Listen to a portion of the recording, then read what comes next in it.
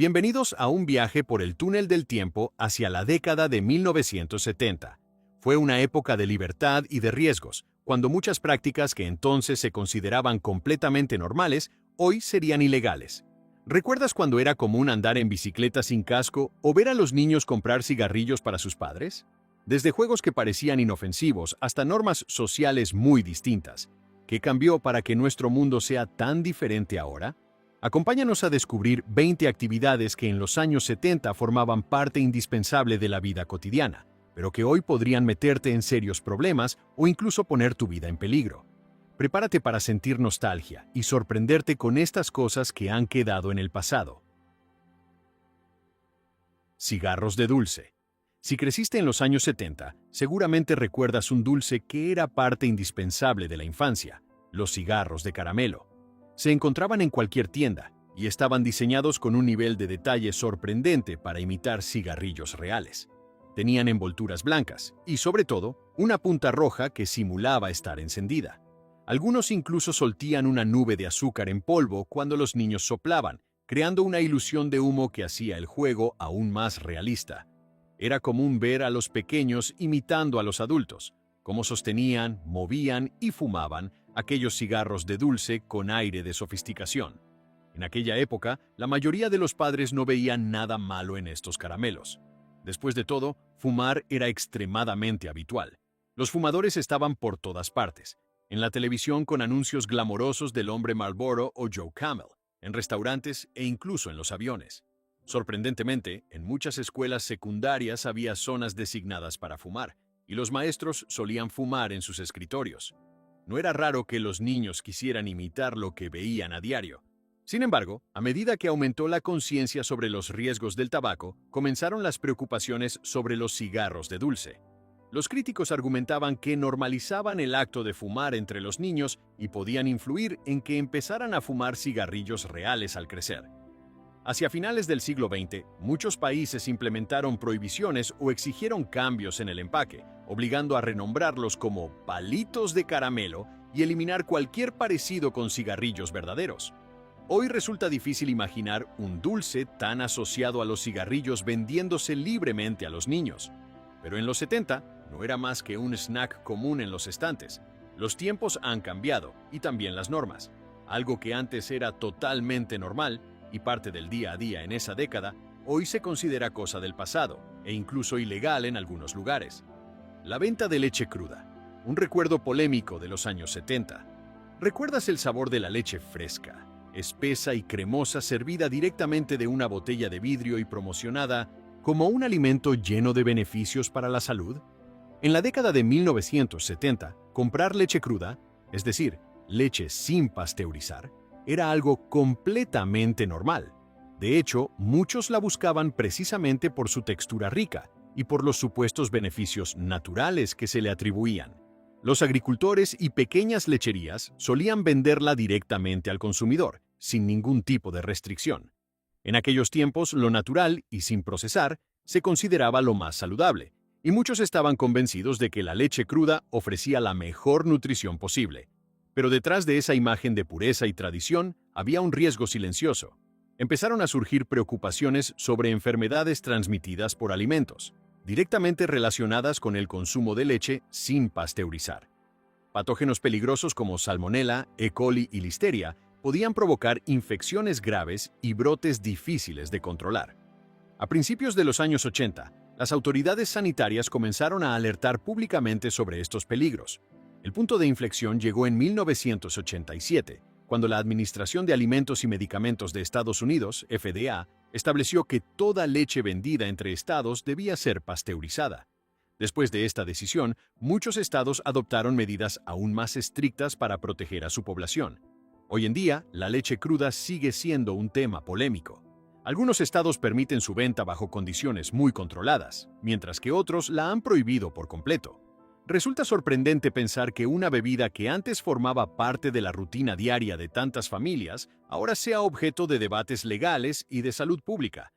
Este cambio refleja cuánto han evolucionado la conciencia sobre la seguridad alimentaria y las regulaciones a lo largo del tiempo. ¿Qué opinas tú? ¿Crees que la venta de leche cruda es un riesgo innecesario o una cuestión de libertad de elección? Retardantes de fuego. Otro elemento que en su momento se consideraba completamente normal, pero que hoy está fuertemente regulado, son los retardantes de fuego. En los años 70, estas sustancias químicas estaban presentes prácticamente en todas partes, desde pijamas infantiles hasta muebles y prendas de uso diario. Su función era evitar que los objetos se incendiaran fácilmente, reducir la velocidad con la que ardían y, en teoría, aumentar la seguridad en el hogar. En aquella época, muchos pensaban que eran una medida de protección indispensable. Lo que casi nadie sabía entonces eran los posibles efectos nocivos asociados a estos compuestos.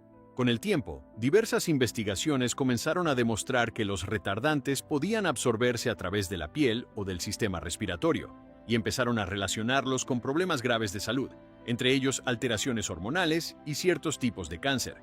Estos hallazgos impulsaron la creación de normativas más estrictas y eventualmente la prohibición de muchas variedades de retardantes de fuego a partir de los años 2000. De hecho, algunos muebles antiguos, especialmente los fabricados en los 70 y 80, todavía contienen niveles elevados de estas sustancias tóxicas, un recordatorio del impacto duradero que pueden tener decisiones industriales del pasado. Pintura con plomo. Si pensabas que el plomo solo estaba presente en la gasolina, vale la pena recordar la pintura a base de plomo. En los años 70, este tipo de pintura era extremadamente común y se utilizaba en todo tipo de superficies: casas, escuelas, juegos infantiles, juguetes e incluso cunas para bebés. Era muy apreciada por su gran resistencia, su capacidad para mantener el color por largo tiempo y su acabado brillante. Muchas de las fachadas y muebles de colores intensos y duraderos de esa época debían su apariencia precisamente a este tipo de pintura. Pero, al igual que ocurrió con la gasolina con plomo, comenzaron a acumularse estudios que mostraban los riesgos de intoxicación. Se descubrió que los niños expuestos al polvo de plomo o a pintura descascarada podían sufrir graves consecuencias: retrasos en el desarrollo, daños en órganos vitales y diversas enfermedades. Era una amenaza silenciosa alojada dentro de los propios hogares. Por eso, en 1978 se prohibió el uso de pintura con plomo en viviendas. Sin embargo, a pesar de la prohibición, millones de casas antiguas construidas antes de esa fecha siguen conteniendo este material, lo que obliga a tomar precauciones especiales durante remodelaciones para proteger la salud de las nuevas generaciones. Gasolina con plomo. La gasolina con plomo fue un cambio ambiental importante que muchas veces pasa desapercibido, aunque tuvo consecuencias enormes. En los años 70, casi todas las gasolineras de Estados Unidos vendían gasolina con plomo, un aditivo que se había utilizado durante décadas para mejorar el rendimiento del motor y hacer que los autos funcionaran de manera más suave. El olor tan característico del humo de los vehículos en aquella época se debía en parte a la presencia de plomo en el aire. Sin embargo, comenzó a surgir un grave problema de salud. Al quemarse, este tipo de combustible liberaba partículas tóxicas de plomo a la atmósfera. Los estudios científicos empezaron a relacionar la exposición al plomo con efectos muy dañinos, especialmente en los niños, provocando retrasos en el desarrollo y daños neurológicos. Ante la evidencia, el gobierno estadounidense tomó medidas a mediados de los años 70 e inició una eliminación progresiva de la gasolina con plomo.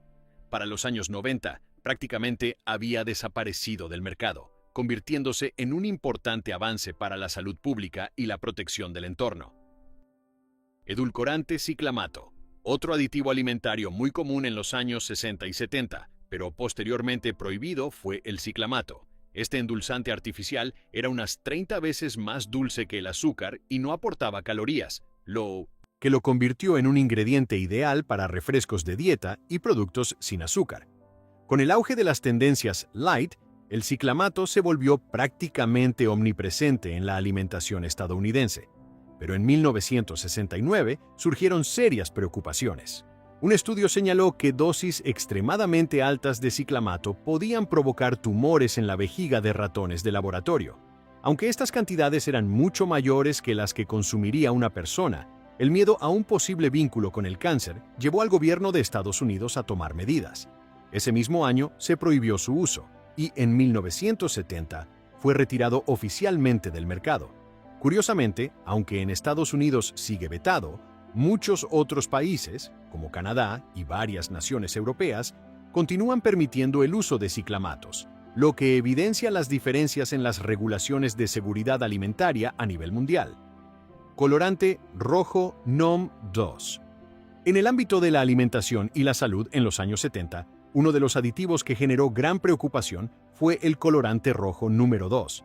Este tinte sintético se utilizaba ampliamente para dar un tono rojo intenso a numerosos alimentos y bebidas. Con el tiempo, algunos estudios empezaron a señalar una posible relación entre este colorante y ciertos riesgos para la salud. Aunque los resultados no eran concluyentes, la inquietud pública creció rápidamente. De manera curiosa, incluso los M&M's decidieron dejar de fabricar las versiones de color rojo en 1976, pese a que nunca habían usado el colorante rojo número 2, sino el rojo 40, que sí era considerado seguro. La empresa tomó esa decisión únicamente para evitar confundir o preocupar a los consumidores. Finalmente, para garantizar la seguridad alimentaria, Estados Unidos prohibió oficialmente el colorante rojo número 2 en 1976. Los M&M's rojos regresaron en 1987, después de que el colorante rojo 40 fuese confirmado como seguro. Este caso es un ejemplo claro de cómo la percepción pública, aunque no siempre basada en evidencia totalmente sólida, puede influir profundamente en las decisiones empresariales y en las regulaciones gubernamentales.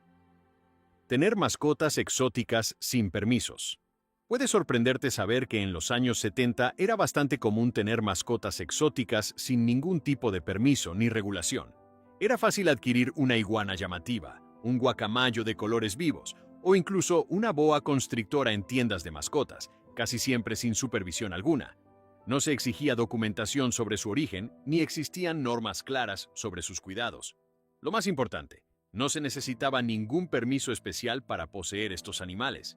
Pero a medida que el comercio de fauna exótica creció, también aumentaron las preocupaciones sobre la seguridad pública, el bienestar animal y el impacto ambiental. Hubo casos de mascotas escapadas o abandonadas que en algunos lugares llegaron a convertirse en especies invasoras capaces de dañar los ecosistemas locales. Para enfrentar estos problemas, el Servicio de Pesca y Vida Silvestre de Estados Unidos comenzó a implementar regulaciones en 1980, y hacia finales de los años 90 y comienzos de los 2000, la mayoría de los estados ya había aprobado leyes que exigían permisos para tener animales exóticos, garantizando un control más estricto y una convivencia más segura tanto para las personas como para los propios animales. Trabajo infantil. Otro aspecto de los años 70 que hoy resulta difícil de aceptar es la presencia del trabajo infantil. Aunque la Ley de Normas Laborales Justas, FLSA, existía desde 1938, sus regulaciones seguían siendo bastante flexibles. No era raro que los niños trabajaran, especialmente en el sector agrícola, en negocios familiares o en hogares con pocos recursos. Muchos padres creían que tener un empleo desde temprana edad ayudaba a desarrollar carácter, responsabilidad y disciplina. Por ello, era común ver a niños realizando labores manuales, atendiendo en tiendas o colaborando en el campo. Con el tiempo y el avance de la sociedad, comenzaron a crecer las preocupaciones sobre los riesgos del trabajo infantil, especialmente la exposición a maquinaria peligrosa o sustancias tóxicas. En 1976 se presentó una enmienda para reforzar la protección infantil, y en 1989 las Naciones Unidas adoptaron la Convención sobre los Derechos del Niño, que sentó las bases para la defensa global de sus derechos. En la actualidad, Estados Unidos ha endurecido las regulaciones bajo la FLSA, prohibiendo que los menores trabajen en condiciones peligrosas y limitando sus horarios laborales. Estas medidas han protegido a millones de niños de los riesgos asociados al trabajo a temprana edad. Edad de consumo de alcohol a los 18 años. Entre los grandes cambios sociales y legales de los años 70, hay un dato que muchos desconocen. En numerosos estados, la edad legal para beber alcohol era de 18 años. Esto ocurrió tras la ratificación de la 26ª enmienda en 1971, que redujo la edad para votar de 21 a 18 años. La idea detrás de esta medida era simple. Si alguien tenía la edad suficiente para votar, servir en el ejército y luchar por su país, también debía tener derecho a comprar y consumir alcohol. Por eso no era extraño ver a jóvenes de 18 años comprando cerveza y licor sin restricciones. Sin embargo, esta reducción de la edad mínima trajo consecuencias graves e inesperadas. Los accidentes causados por conductores ebrios aumentaron de manera alarmante. Los estudios revelaron que el alcohol estaba involucrado en más del 60% de las muertes por accidentes de tránsito. Ante esta situación, en 1984, el Congreso de Estados Unidos aprobó la Ley Nacional de Edad Mínima para Beber, que obligaba a los estados a elevar la edad legal a 21 años bajo la amenaza de recortar fondos federales para carreteras. Para 1988, los 50 estados habían adoptado la nueva edad mínima. Aunque la decisión resultó polémica en un principio, con el tiempo se demostró que contribuyó significativamente a reducir accidentes y mejorar la seguridad vial. Seguridad mínima en los aeropuertos. Imagina un mundo en el que viajar en avión era increíblemente sencillo y cómodo. Así era la seguridad aeroportuaria en los años 70. No existían largas filas, ni escáneres de rayos X, ni revisiones exhaustivas. Tampoco había que quitarse los zapatos ni cumplir con restricciones de líquidos. Los pasajeros podían caminar directamente hasta la puerta de embarque y encontrarse con familiares y amigos justo allí, sin barreras. Incluso las cabinas de los pilotos solían permanecer abiertas durante el vuelo, transmitiendo una sensación de libertad total. Pero esa comodidad tenía un alto costo. El número de secuestros aéreos empezó a aumentar. Solo en 1972 se registraron más de 200 incidentes. Aún así, fue el ataque terrorista del 11 de septiembre de 2001 lo que transformó para siempre la forma de volar. Tras esa tragedia, se aprobó la Ley de Seguridad en Aviación y Transporte, que dio origen a la Administración de Seguridad en el Transporte, TSA. Desde entonces, se implementaron medidas estrictas e inéditas, controles de equipaje minuciosos, revisiones corporales completas y protocolos mucho más rigurosos. El viaje en avión dejó de ser aquel proceso simple y despreocupado de décadas pasadas. ¿Qué crees tú que nunca debió prohibirse en los años 70? ¿Hay algo que desearías que volviera a ser como antes? Cuéntanos tu opinión en los comentarios. Conducir ebrio con límites de alcohol mucho más altos. Otro problema grave relacionado con la seguridad vial en los años 70 fue la sorprendente normalidad con la que la gente bebía y luego conducía. Los límites legales de alcohol en sangre, BAC, eran mucho más permisivos que los actuales. En muchos estados era legal manejar con un BAC de 0.10% o incluso más, un nivel que hoy se considera extremadamente peligroso. Tomar unos tragos y luego conducir a casa no se veía como algo particularmente riesgoso, y la conciencia pública sobre las consecuencias era muy limitada. Sin embargo, el aumento constante de accidentes mortales hizo evidente que esta práctica no podía continuar. A finales de los años 70 y principios de los 80, surgió una organización clave, Mothers Against Drunk Driving, MADD, un grupo de madres que luchó incansablemente por leyes más estrictas contra quienes conducían bajo los efectos del alcohol. Gracias a su presión y a la de otras organizaciones, para mediados de los años 80, la mayoría de los estados ya había reducido el límite legal a 0.08%.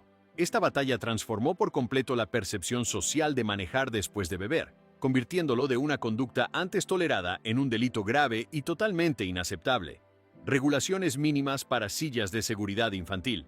En cuanto a seguridad vial, en los años 70 prácticamente no existían leyes que exigieran el uso de sillas de seguridad para niños.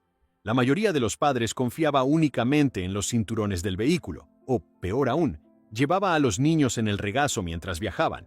Aunque ya había sillas infantiles en esa época, su diseño se enfocaba más en la comodidad que en la protección real. Estas sillas no estaban sometidas a pruebas rigurosas de impacto, por lo que ofrecían muy poca seguridad en caso de accidente. Todo cambió gracias a un estudio revelador que la NHTSA publicó en 1985. La investigación mostró una realidad devastadora. Los accidentes automovilísticos eran la principal causa de muerte entre niños de 1 a 4 años. Este dato, impactante y alarmante, generó un fuerte impulso para modificar tanto las leyes como las actitudes relacionadas con la seguridad infantil en los vehículos. A partir de entonces, todos los estados del país adoptaron leyes obligatorias sobre el uso de sillas de seguridad para niños. Hoy en día, estos asientos deben cumplir estrictas normas de seguridad y superar pruebas exhaustivas de choques, garantizando la mayor protección posible para los pasajeros más pequeños. Leyes relajadas sobre el uso del cinturón de seguridad. En cuanto a la seguridad en las carreteras, algo que hoy consideramos totalmente básico, no lo era en absoluto en los años 70. Las leyes sobre el uso del cinturón de seguridad eran extremadamente flexibles. En aquella época, ponerse el cinturón era más una decisión personal que una obligación legal. Muchos conductores creían que el cinturón era incómodo o incluso peligroso en ciertos accidentes. Aún más llamativo, muchos autos de esa década ni siquiera estaban equipados con cinturones en los asientos traseros, y era común que los niños viajaran completamente sueltos, sin sillas especiales ni ningún tipo de restricción. La imagen de un niño de pie en el asiento delantero o sentado en el regazo de un adulto mientras el coche avanzaba era algo de todos los días. Sin embargo, con el aumento de los accidentes de tránsito y los estudios que demostraban la eficacia de los cinturones, la perspectiva comenzó a cambiar. En 1984, Nueva York se convirtió en el primer estado en aprobar una ley que exigía su uso obligatorio. Más tarde, investigaciones de la Administración Nacional de Seguridad del Tráfico en las Carreteras, NHTSA, confirmaron que los cinturones reducían el riesgo de muerte en un 45% para los ocupantes delanteros y en un 60% para los traseros. Para los años 90, las leyes de uso obligatorio del cinturón ya eran estándar en todo Estados Unidos. Este cambio marcó un antes y un después, salvando millones de vidas y transformando por completo nuestros hábitos al conducir. Fumar en los aviones. Si alguna vez viajaste en avión durante los años 70, seguramente recuerdas cómo las cabinas solían llenarse de humo de cigarrillo. En esa época, fumar a bordo era algo totalmente normal. Aunque las aerolíneas trataban de separar la zona de fumadores de la de no fumadores, el humo terminaba extendiéndose por todo el avión. Los ceniceros venían incorporados en los descansabrazos, listos para usarse en cualquier momento. No era raro ver a la persona de al lado encender un cigarrillo sin pensar demasiado en quienes lo rodeaban. Sin embargo, a medida que se hicieron más evidentes los efectos nocivos del humo de segunda mano, la presión del público y de las organizaciones de salud se intensificó. La gente empezó a comprender que respirar el humo ajeno también representaba un riesgo serio. En respuesta a estas preocupaciones, en 1988, Estados Unidos prohibió fumar en vuelos domésticos de corta duración. Más tarde, en el año 2000, la regulación se amplió. Quedó completamente prohibido fumar en cualquier vuelo dentro del país, ya fuera corto o largo, nacional o internacional. Este cambio marcó un antes y un después, generando ambientes más limpios y protegiendo la salud de millones de pasajeros. Anuncios de cigarrillos en la televisión. Hablando de lo común que era el cigarrillo en los años 70, no podemos olvidar los anuncios de tabaco en la televisión. Las pantallas estaban llenas de imágenes de vaqueros rudos montando a caballo, celebridades con estilo o hombres elegantes fumando con total tranquilidad. Estos comerciales estaban diseñados para presentar el acto de fumar como algo atractivo, moderno y hasta un símbolo de éxito. Se promovía el cigarrillo como un acompañante ideal para momentos de relajación o reuniones sociales. Pero con el tiempo, las preocupaciones por la salud comenzaron a intensificarse. A medida que los estudios científicos demostraban con claridad la relación entre fumar y enfermedades graves, la presión del público y de las organizaciones sanitarias se volvió insostenible. En 1971, el gobierno estadounidense decretó la prohibición total de los anuncios de cigarrillos en televisión y radio. Aunque la industria tabacalera encontró otras formas de publicidad, revistas, patrocinios deportivos y presencia en películas, esta medida marcó un punto de inflexión en la lucha contra el tabaco. Cambió para siempre el panorama mediático y la manera en que la sociedad accede a información relacionada con la salud. Niños comprando cigarrillos. Hablemos ahora de algo que a la generación actual le resultaría casi imposible de imaginar. En los años 70, los niños podían comprar cigarrillos sin ningún problema. Fumar era tan común que no sorprendía ver a un menor entrar a la tienda y pedir un paquete para sus padres. A veces llevaban una nota escrita a mano como autorización, pero en muchos casos ni siquiera se les pedía prueba de edad. Además, las máquinas expendedoras de cigarrillos estaban por todas partes: restaurantes, estaciones, locales públicos, y cualquiera con unas monedas podía utilizarlas. Hoy la realidad es totalmente distinta. Existen estrictas regulaciones de edad, controles de identificación obligatorios y amplias restricciones al consumo de tabaco en espacios públicos. Que un niño intente comprar cigarrillos ahora no solo es ilegal, sino que puede acarrear fuertes sanciones. Las máquinas expendedoras han desaparecido casi por completo, y solo se ven en películas o recuerdos de épocas pasadas. Este cambio refleja cuánto ha avanzado la conciencia sobre la salud pública y la protección de los menores. Easy Bake Oven. Pasando de los juguetes al aire libre a un clásico de la infancia dentro de casa, llegamos al famoso Easy Bake Oven. En los años 70 no había nada tan emocionante como poder hornear tus propios pastelitos y galletas con este pequeño horno mágico.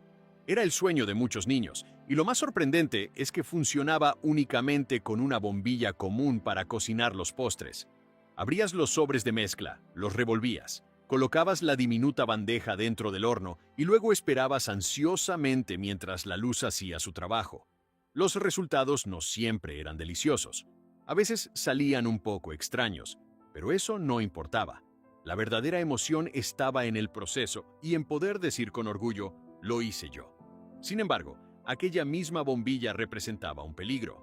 Alcanzaba temperaturas muy altas, incluso superiores a 175 grados, 300 more, lo que podía provocar quemaduras graves si un niño tocaba accidentalmente el interior del aparato. Con el aumento de reportes de lesiones, incluyendo quemaduras de segundo grado, el diseño tuvo que evolucionar. Para principios de los 2000, los modelos modernos reemplazaron la bombilla por elementos de calor más seguros y completamente aislados. Este juguete sigue despertando cariño y nostalgia, pero visto desde hoy, resulta sorprendente pensar lo riesgoso que podía llegar a ser. Lawn Darts. Siguiendo con los juguetes de los años 70 que ya no existen, vale la pena recordar los Lawn Darts, también conocidos como dardos de jardín. Este juego era muy popular en las reuniones familiares, especialmente en los asados de verano. La dinámica era sencilla. Había que lanzar grandes dardos metálicos con punta afilada hacia un aro colocado en el césped. Lograr un tiro certero y escuchar el golpe del dardo al clavarse en el suelo era una sensación emocionante. Pero la realidad era inquietante. Estos dardos no solo eran pesados, sino también lo bastante afilados como para perforar la tierra. Y, lamentablemente, también a las personas. Un lanzamiento mal hecho o un niño que cruzara accidentalmente la zona de juego podía terminar con lesiones graves e incluso con consecuencias fatales. Tras varios accidentes trágicos, padres y autoridades comenzaron a alzar la voz. Finalmente, a finales de los años 80, el gobierno de Estados Unidos prohibió por completo la venta y el uso de dardos de jardín con punta metálica. Hoy en día, si encuentras un set moderno, verás que tiene puntas redondeadas y material más seguro, lo que elimina el riesgo que representaban las versiones originales. Jugar en las vías del tren. Empecemos con un recuerdo infantil que muchos aún conservan: jugar en las vías del tren. En los años 70, las vías no eran solo un atajo para ir a la escuela o regresar a casa. Eran una especie de zona de aventuras. Muchos niños las convertían en su propio parque de juegos. Caminaban sobre los rieles, trataban de mantener el equilibrio en las vigas de acero brillantes o cruzaban por las plataformas de las estaciones sin pensarlo dos veces. Algunos incluso ponían monedas sobre los rieles para ver cómo los trenes las aplastaban, una travesura tan común como peligrosa. La actitud hacia la seguridad ferroviaria era extremadamente relajada. Pocas personas, ni adultos ni niños, se detenían a considerar los riesgos reales. Pero los tiempos han cambiado. Hoy, las compañías ferroviarias en todo Estados Unidos aplican estrictas leyes contra la entrada no autorizada a las vías.